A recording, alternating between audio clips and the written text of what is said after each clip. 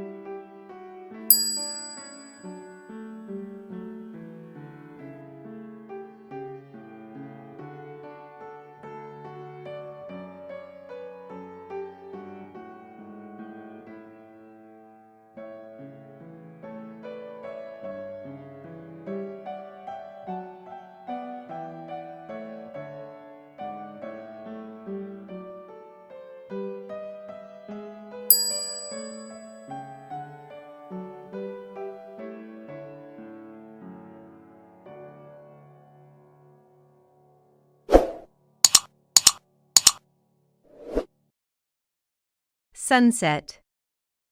When the air is clear, the sunset will appear yellow, because the light from the sun has passed a long distance through air, and the blue light has been scattered away. If the air is polluted with small particles, natural or otherwise, the sunset will be more red. Sunsets over the sea may also be orange, due to salt particles in the air. The sky around the sun is seen reddened, as well as the light coming directly from the sun. This is because all light is scattered relatively well through small angles, but blue light is then more likely to be scattered twice over the greater distances, leaving the yellow, red and orange colors.